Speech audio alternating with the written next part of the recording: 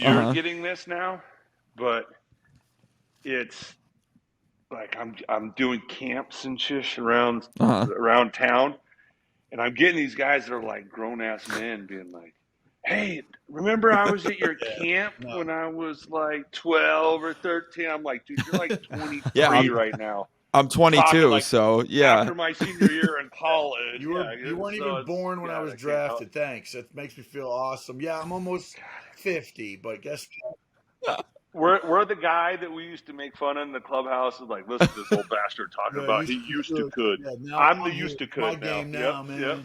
Yep. Oh, you were good. That We're trash better. happened quick. Better than this guy was. Heyday. I love it. No. Sorry, this is great. This is great. Is that why you wanted us on a podcast here? Is these two, like, we can't even wait to get this thing started. This is Mound Visit, bro. This is Mound Visit. Who better to have on as my first real guest on a show that I helped name here and pull together than one of my best catchers, my best friends in baseball, John Buck. Got to play on 3 different teams with him. So we go way back and we go all over the place. Thank you, Buck. Well, it's got, you brought up the name. It was funny. I was looking through my stuff because we were looking for the link or whatever, right? In this name, Mound Visit with Jason and what it represents, and I don't know your guys' conversation. I can imagine how it's grown the same way it is in my world with this technological content thing and the things that Jason has to say.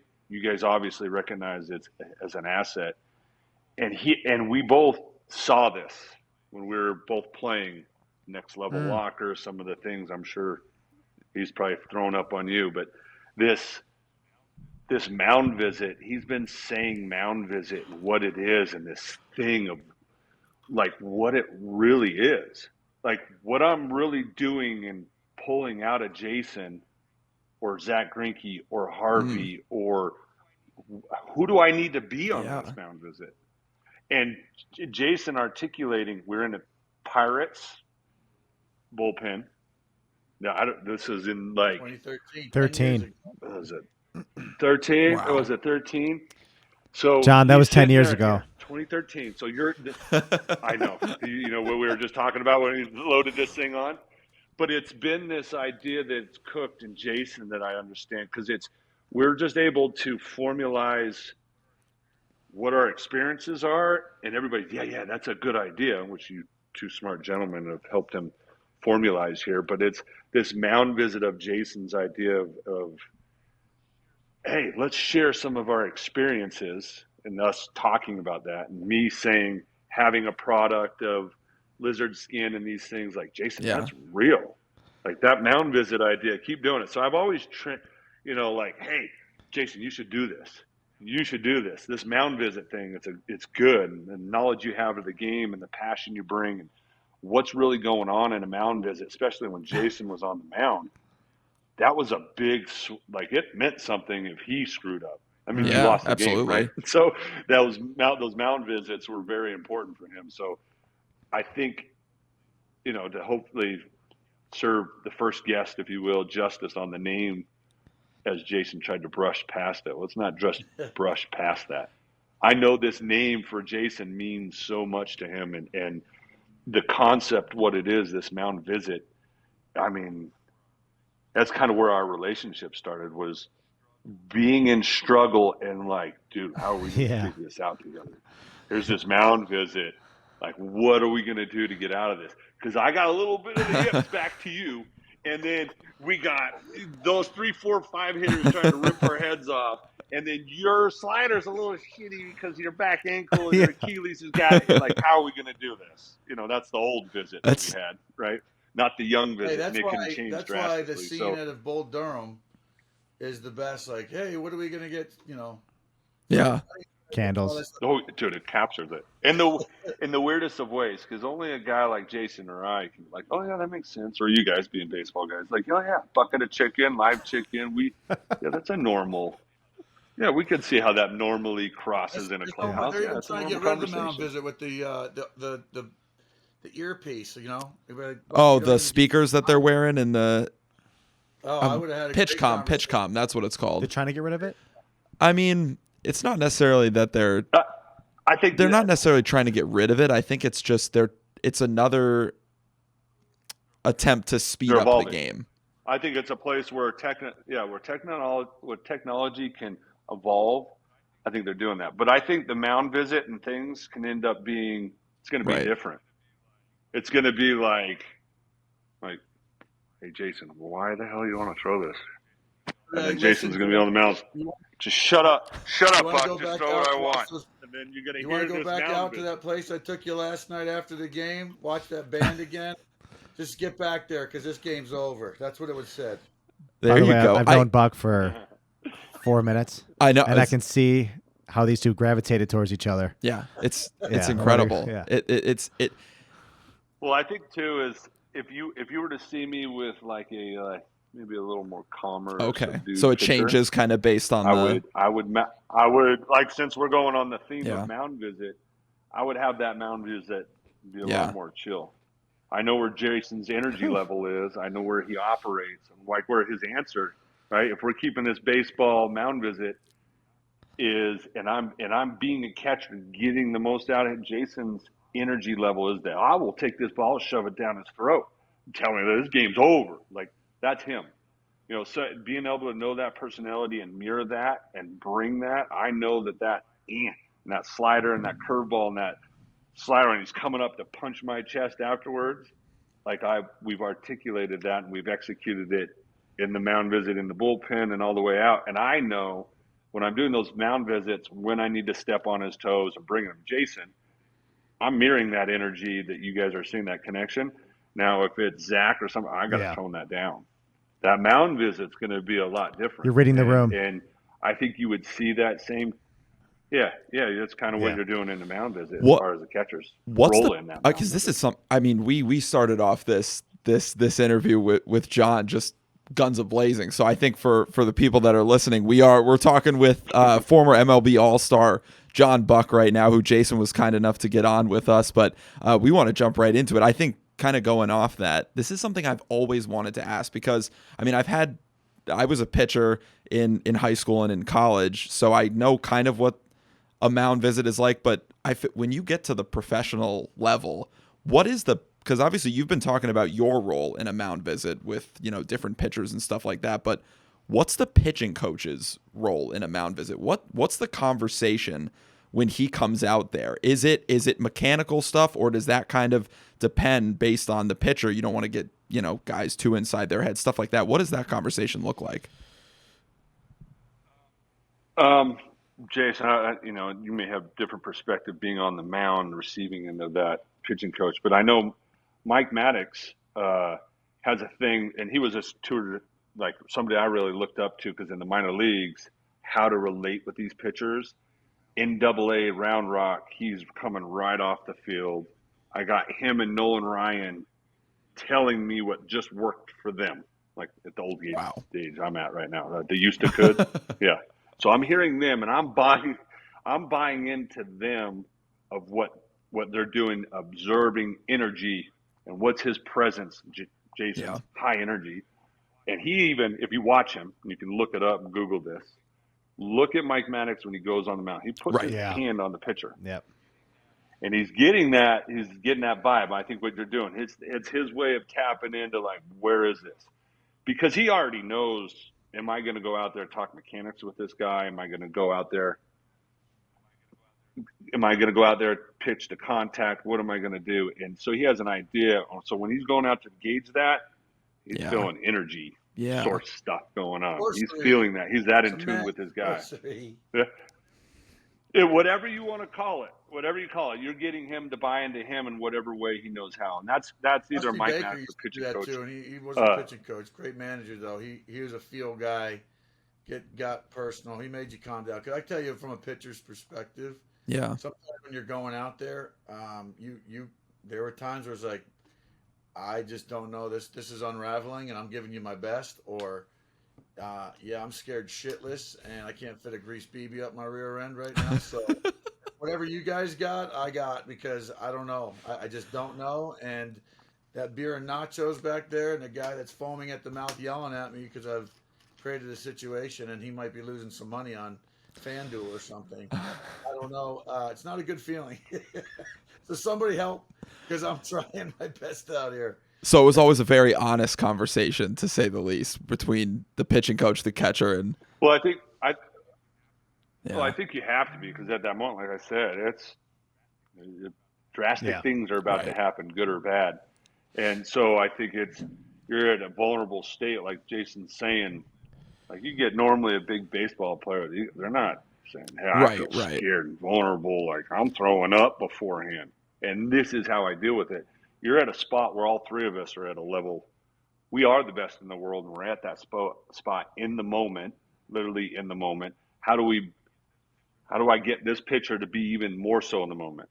Not thinking about the 10 mechanical things or that pitcher booing him in the 10th row or whatever may have his mind. I got to bring him back. And if that means match Jason's energy, whatever it is, whatever that cue is, or that's what, why Maddox is good and Baker's good, is because they got this feel and this instinct on players to get the most out of them. And I think that's really what amounts. I got to tell you, listening to this, I just think of the 10-year-old, 11-year-old, 15-year-old catcher. Yep. And this is some high-level stuff that you're talking about here, about going out there, feeling the situation. That age, they're just trying to catch a ball. Maybe the higher levels, they know how to. Well, yes and no. Now, see, that anxiety is a little more T-ballish. It may be. Yep. Is my dad thinking, is he looking over on the fence? That's what we're doing to Little League. That's what Jason is now. Now, my 2 or 3 inches and my 6 degree, there's still thoughts that aren't on that well-defined zone. My job is to get him on the well, not thinking, the 8 inches, I know. John, am I dropping down? Like, shut up, Jason. Locate the spot. Quit thinking about Lindor, whoever bouncing around at side, whatever the distraction may be, right? Like, my job is to get you back here. Whether it's the Little League kid now, us as coaches, and which we should be, is if they throw or make a play, and it's like before they throw to first, they check out dad and throw. That's thoughts. That's being derailed in the zone, where you're saying this nervousness of it, refocusing our kids of, okay, for example, third base coach swinging at a high pitch. Stop swinging at the high pitches, little Johnny. Your brain just heard swing at high pitches, right? So, for example, if we're able to limit that instruction to like, hey, only swinging for our pitch, we're expecting our pitch only. That's a drastically different message that we've implanted in their brain. So giving those simple things to reduce thoughts, that's the same thing as a mound visit for Jason. But for us as Little League, it's, hey, Dad, don't give 10 things, or coach, and be mindful of the verbiage you're saying to create the zone. And that's a mound visit. Because really it's confidence. I can tell you as a rookie or inexperienced bullpen guy, because I was converted from a starter to a reliever, I can tell you that, we're just talking about confidence here, really. And as I'll tell you, the most confidence I got from not just the pitching coach, but our manager when I played in Anaheim, I didn't give up. It's on YouTube. It's one of my favorite outings. I had to get jams I had to get out of. It was against the Seattle Mariners in Seattle. And I think I got 2 squibbers. I got 2 infield hits. The ball didn't leave the infield. I walked the guy, and I got out of it. It was bases loaded, bottom of the 9th. And Mike Scioscia looked at me, and I go, I got it. If you'll give it to me, I got it. He didn't even come out to the mound. So that mound visit was like respect. You're my veteran. And I think that evolves with time. But I had the confidence, like, listen, I don't have that anxiety anymore. And it comes with age, right, Bucky? Yeah. Some of the things, like you said, you had the yips and this and that. But that's all just confidence stuff. And Bucky, if you can't tell already, he loves the mind stuff. He's all into reading about the mind and how the mind goes. Like, that's what a catcher is. Some of us dum-dums, we do too. They like to pick on us dumb pitchers. But we're not so dumb either. We have to work. Kickers. We call you kickers. That's Sweeney would call you kickers. You're like kind of an athlete. You're around. Super important, but kind of. But they give us the ball and touch the ball the most on the team. I don't know. We must be real stupid, But they need a catcher to think for you. But whatever. With this conversation can go round and round. We need you, and you need us. That's why we go out to breakfast, Yeah. lunch, and dinner together, man. Hey, John, what were the things you had to do to get rid of the yips?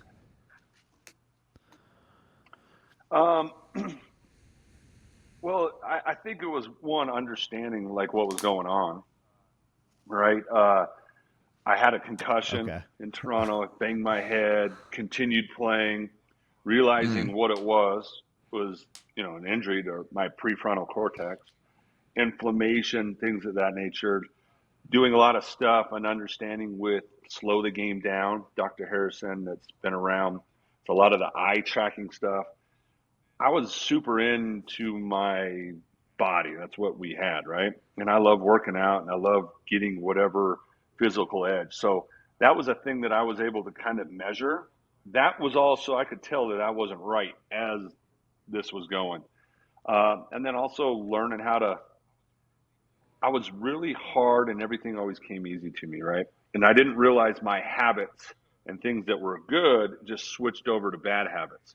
My brain, like I'd never thrown one away, but my habits of what I was feeding my brain, throw the ball to a well-defined zone, whatever it is, right? We naturally do that. All of a sudden it was like, some guys with injuries, is this going to hurt on this throw? Ugh. And they get the yips. So their brain gets caught on that. I had to rewire that. So once understand what it is, and then after that, rewiring it with confidence. There's that word again. Yep. Themes to beat our unpronounced theme of the Mound visit is I had to create the confidence that, hey, this was never a thing. This was almost false belief that came up weirdly enough, like in a all-star game, that things were my serotonin, like my adrenaline went up and my body couldn't regulate what was going on. So that's also why I know a lot about these things, because I had to learn how to self-regulate that, panic attacks, if you will, and really control that as at the same way a sniper would have to lower his heart rate and control that. It's the same skills. It's the same skill set to be able to do that. In athletes, I did it. I can do it. As soon as somebody would throw, it would activate. So I knew that this thing was going on. So it was practice of feeling comfortable in that weird, funny enough, just throwing it simple back to the pitcher. I'd never thrown one away, but my mind had caught on to that for other reasons, inflammation in the brain injury. But it was rewiring that with confidence and giving that confident dialect in my brain rather than all the other noise. Fascinating. Whether it's a pitcher, So you didn't take. So it was really learning. You didn't take the advice from Major League 2 with the catcher. You don't remember that? Put the roses out front. Okay. Oh yeah, we tried. Just that. making sure. But no, you see even we saw Jeter just recently talking about how he wore the golden thong. I feel like I didn't see it. I didn't see that. Players, right? Yeah. There was something I was just watching where he wore Giambi's, or was that assumed to be Giambi's thing? I was, something I was watching, read. Yeah, like he wore his thong. He was like, oh for whatever, and then wore it like with a homer. Just wore it on the outside of his short. Sure, he did. Like us middle midgets, we'll wear that right on the skin if it'll give us a hit. Come on. What is that? Roses out front. Isn't that what that catcher says? It was roses out front, but it was also reciting the porn mags that he was reading when he was. Yeah. Well, see, the funny thing is because I talked with Dan Mann, our partner, because he's a lot of production, right? And it's taking these little nuances of the game and kind of Hollywooding them up. There is some science there, and getting that and think about your thoughts. See how the science of that is there.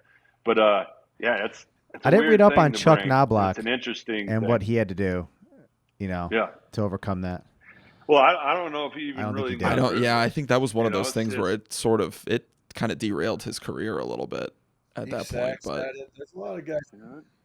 Well, I think it derails more than just careers. What people don't realize. I mean, I think what it is, obviously with mental health and things coming up, I think the amount of stress, how we use it, the things that are also aided into our lives now, it adds so many different stresses. And then if you think the yips is just showing up now, you're twisted. Oh, This has forever, been up. forever. Yeah. You hear stories going to Negro Leagues Hall of Fame, Baseball Hall of Fame.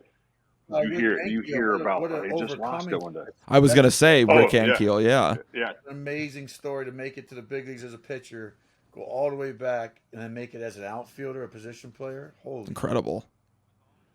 He was with me, playing with me while I was doing my stuff. I'd get to go on bus trips, be like, Rick, what do you think?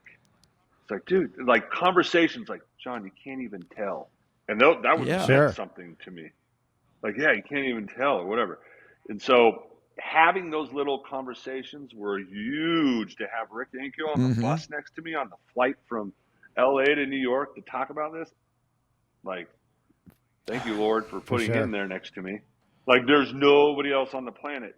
And I think it was like a gift to learn what was really going, like, because I wasn't the guy like, hope nobody knows. I was kind of like, hey, is everybody seeing this pump fake? Yeah. Does everybody see this? I did have a question. I mean, a lot of the stuff that you guys are talking about with the mental aspect of the game is fascinating, and I wonder too. This is a little different than the yips, but spring training right around the corner for the major leaguers playing now, and I wonder because you guys, especially playing as long as you did, you probably got in not only a physical routine but a mental routine in the off season to get yourself ready for spring training. Now that you've kind of, I guess now that you guys have been retired from the game for a little while, do you ever still, because I've heard some major leaguers talk about, or former major leaguers talk about, when they retire, when it starts getting around this time, February or whatever, they're like, shoot, I'm behind on my preparation. And they're like, oh, wait, I'm not playing anymore. Do you guys ever feel that where maybe, your bodies are kind of itching to like get back in some sort of playing shape, or has that does it go away I guess the longer you've been away from the game? He hasn't gotten out of shape. The guy's in better shape than he was when he was during his career. That's a good point. I can do all the things I want to do now instead of squat for you guys. That's right. But that was a good question. Like when I got done playing, it was I still felt like athletically I could move and so I got into professional long drive of golf. Ooh. And so that kind of helped me transition, if you will, into not being an athlete, say leaving for spring training. But yeah, I can feel it, and I think maybe I intentionally don't, because my kids get going and stuff like that. I think it's in our DNA. You can't not feel that it's spring training, right? So Hey, Buck, there is a little bit of that there. We love your chin. Let me see your eyes, dude. Yeah.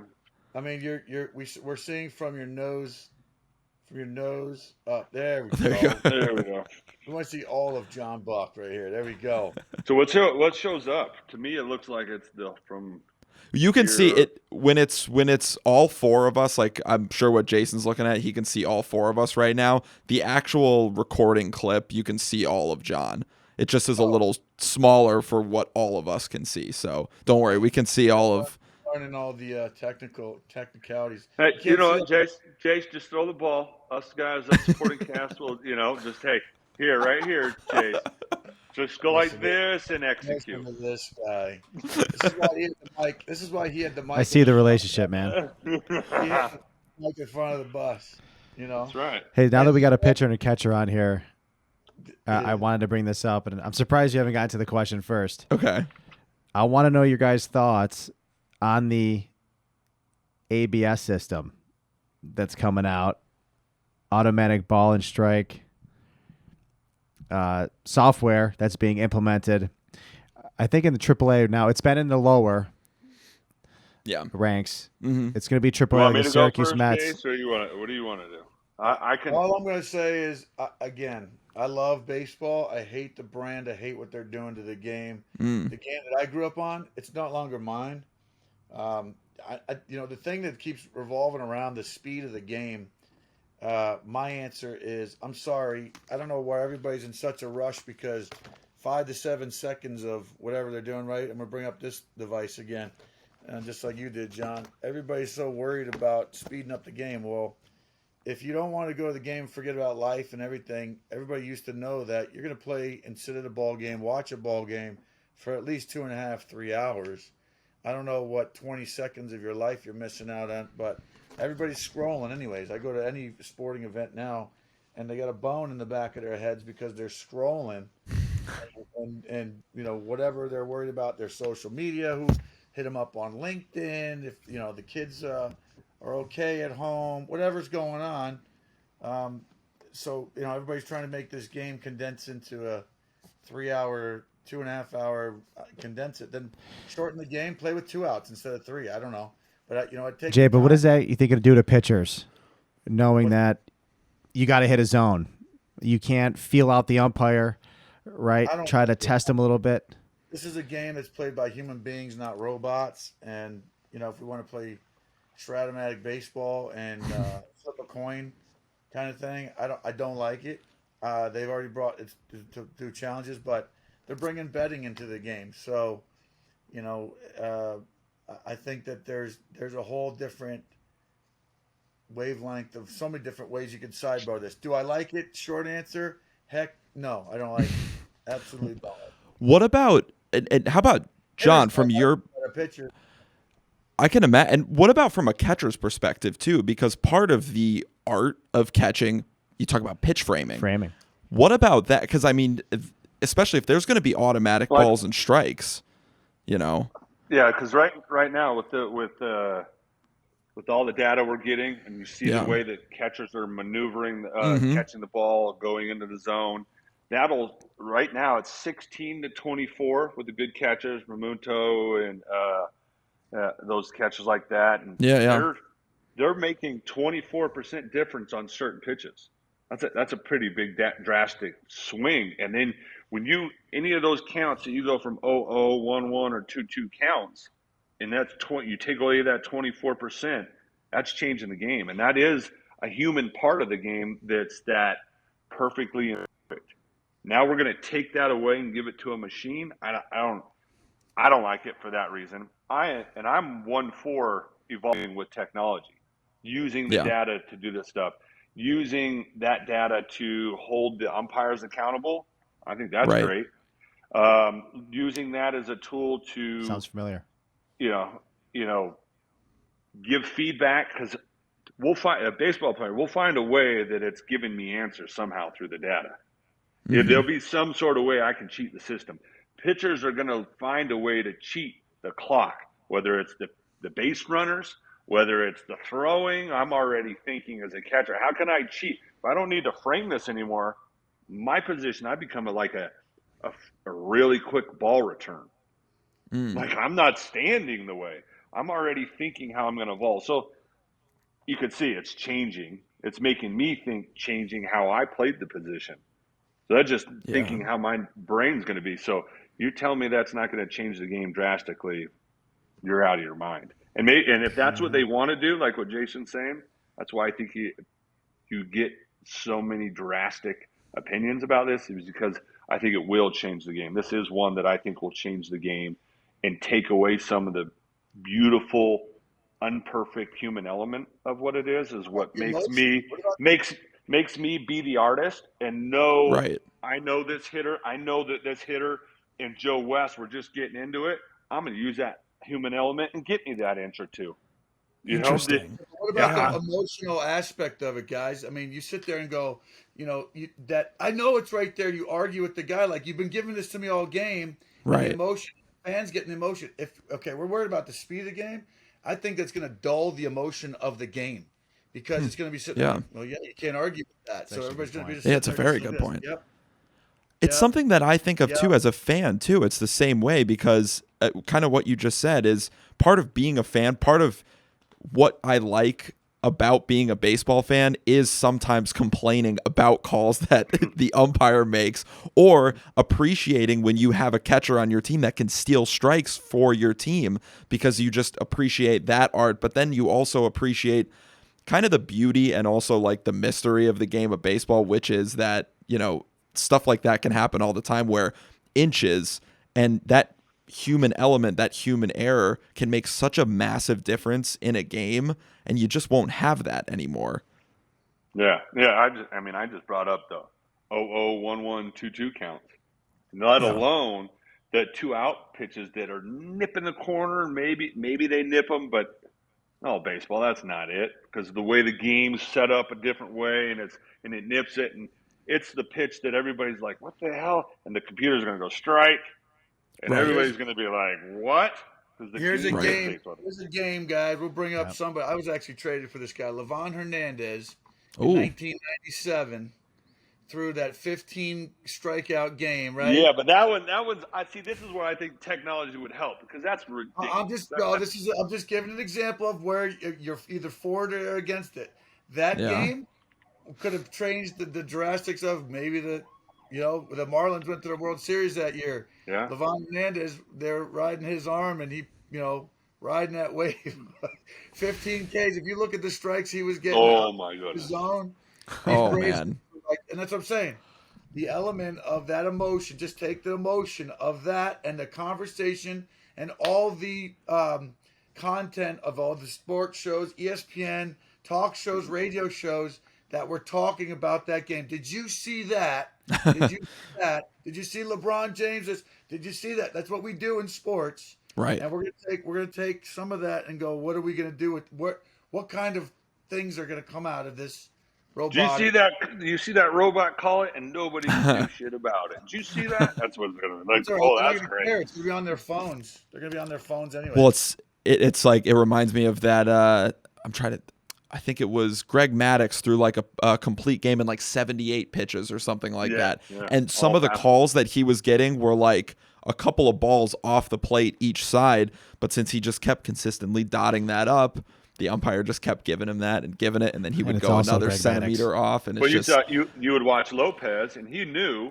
You watch Lopez because he was his catcher. He'd use that big old body just to move out there just a little bit more, and you would watch over the course of the game. So here's this human element. Here's me as a catcher.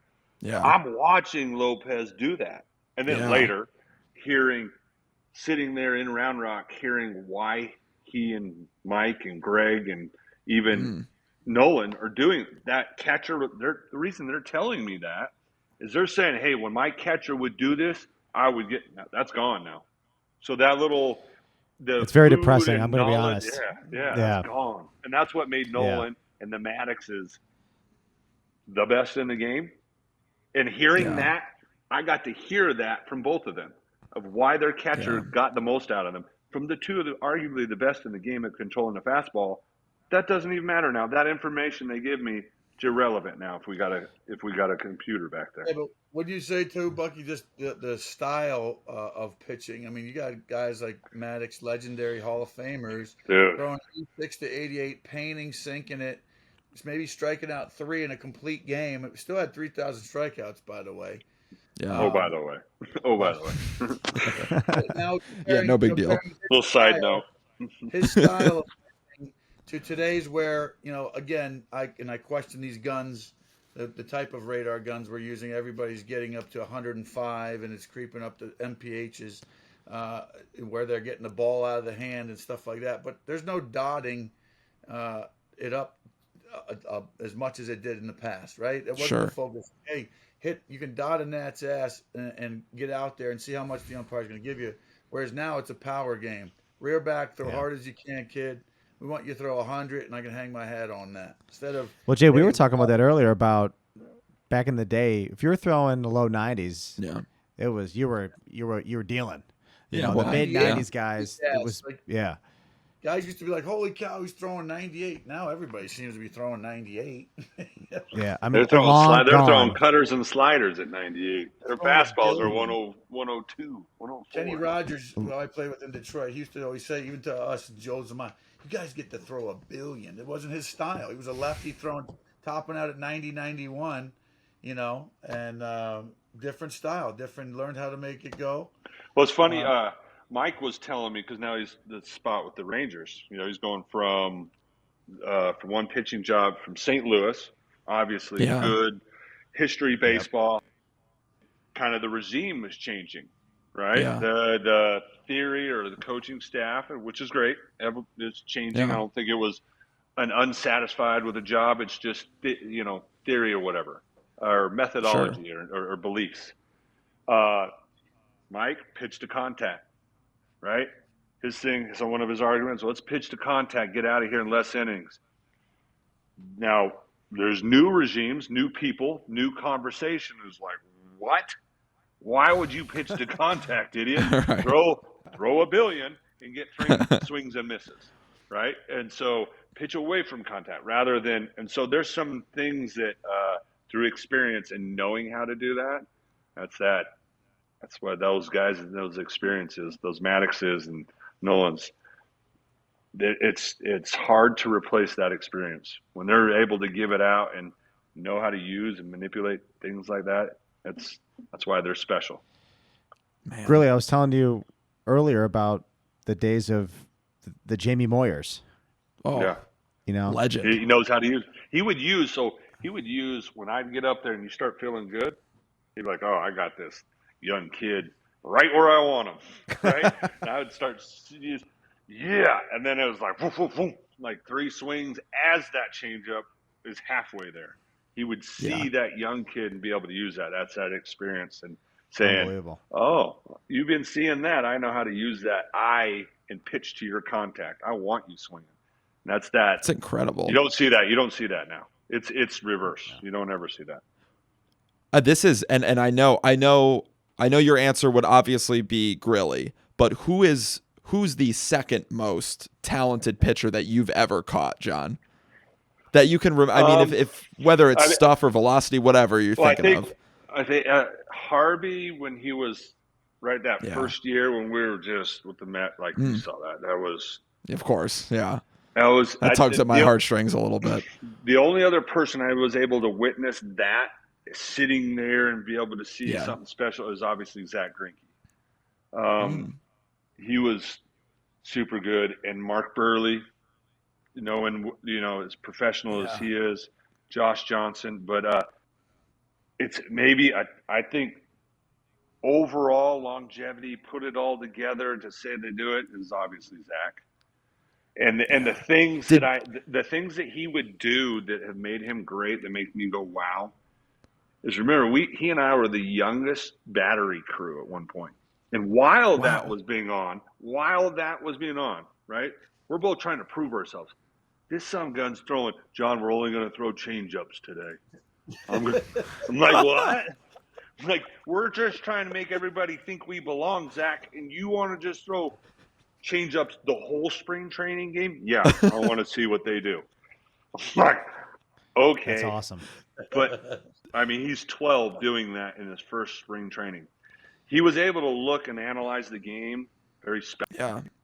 That's what separated him, is him to be able to do it. And he wasn't intimidated or phased, and maybe there were some things that made him a little quirky that were offshoots of that.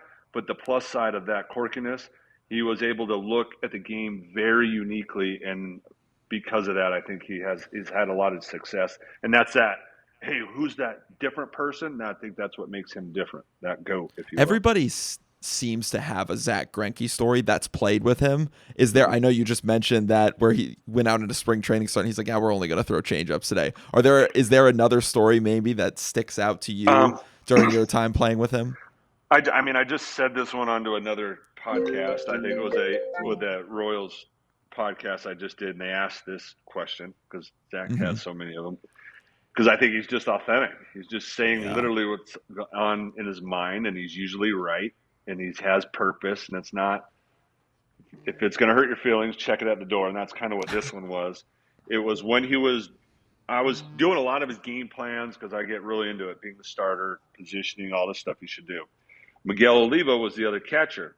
He wasn't, I don't know, he was more go on instinct. He wasn't into the game planning as much as I would. That put it nicely that way. And I would kind of do all this stuff for Zach and be really prepared and have answers of that because he was well educated. But it got to the point where we were kind of rolling and hitting which days, and Zach was wanting to be a little more consistent. He had voiced that, but he hadn't told me the real reasons. And one day it was just so matter of fact. It was in a meeting, and hey, John, I talked with Trey. You're too smart. You make me think too much. Miguel's my catcher. And then like got up, turned around, walked away, and I'm like, no, you're in the middle of like a Cy Young race. I don't Oh want to be my. excluded on this. But it was for good reason. I was able to sit back and think about it, but it was like, Zach, you're ripping my soul out. And Oh man. you don't want to talk about it. You're going to turn around. You're too smart, which made me believe it was maybe you're too dumb because I like what I'm throwing. And so it wasn't much of a conversation. It was his matter of fact. This will help me perform better, which it did. And later Wow. I was like, hey, you can't do that. You got to give me more of this because you crushed my soul here. It was like, yeah, I think too much because I want to throw something and I think you're smarter, so I go off of it. But he didn't give me all that. That was like a month down the road where I was like, Zach, you gotta give me some more here, bro. You had to earn You can't that just part. say, Yeah. who cares that I've been working with him just to be at the field the last year or two, right? And then he wants to bug out on me and not have my catcher. So that was a weird Zach experience because it was right. Yeah. I get why he was doing it, and he was right. But it was an exchange that you're kind of left like, hey, bro, like we're not ending this relationship just like, peace out, I'm pitching good, And it was in Zach form of, you just make me think too much. You're too smart. And then turn around and walk away. I was like, all right. So it was only in Zach fashion. It's incredible. Thank you. Hey, John, from a catcher's perspective. See, Jason does that. He's going to give me a reason why he wants to throw to Inetta or whoever. Right? He wouldn't just say, because, and then like walk away. There'll be more dramatics. Yeah, for sure. Yeah. It would give you like a real reason. Yeah. The ear com. Hey, John, from your perspective as a catcher, what separates the elite pitchers from everybody else? Like, what's that one thing that they're doing?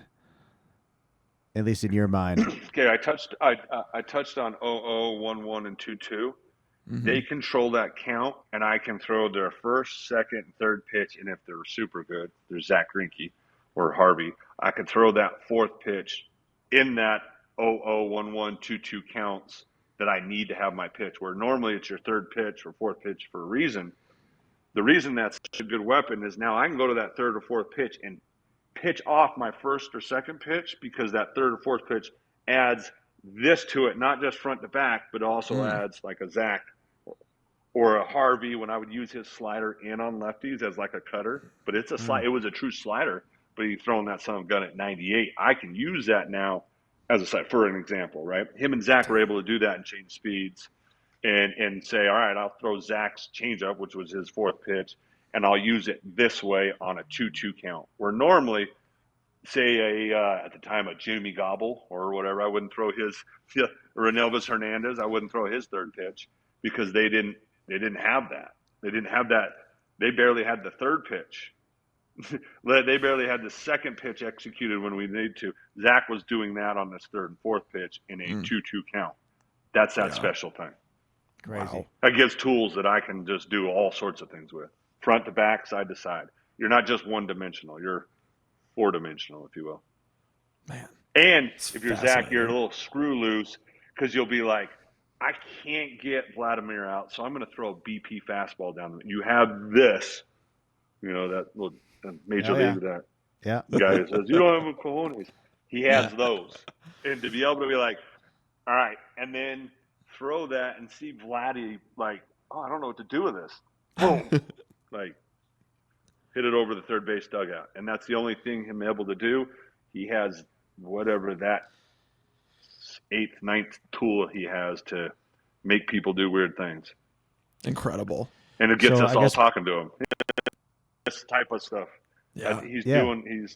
He's toying with people. So I was just going to look at here and the hitter's head. Yeah, it's insane. We could talk about this all day. Oh, yeah, I feel like, and the funny part is, I think when we originally were thinking about having you on, John, it was like, oh yeah, we'll do a little 10, 15 minute interview and then do some other stuff. But I love the fact that we basically just did the entire episode and you were basically a second co-host with us. So it was awesome. That was so much fun.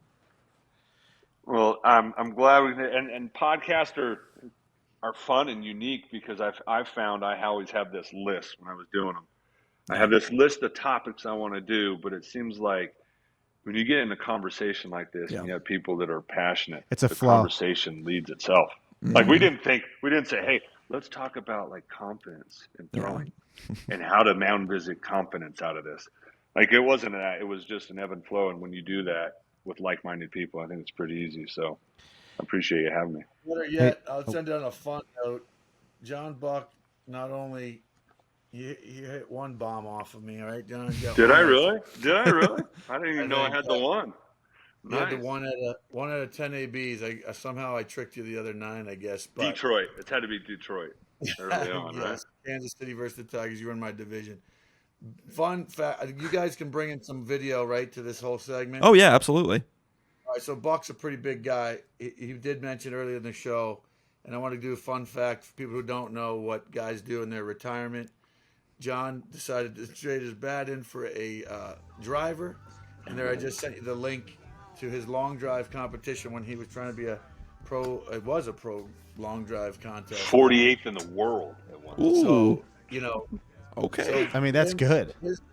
Yeah. Way below Berkshire and those. I quit because I was like, I can't move the club as fast as those guys. So don't get it twisted. I was down there, but I belong. It Still looks cool. fast enough. If you could put up this clip for people to just check out, or Absolutely. provide it in the description or whatever after the show, splice that in because Bucky's a great guy. He's a good businessman. I'm lucky to say that he's my friend, and I wish he lived a little bit closer in my zip code. But it's my turn to go out to Salt Lake, buddy, and come visit you. I think these guys could come along with, and we'd have a good time, as we did here today. We could do the whole episode in person. Absolutely.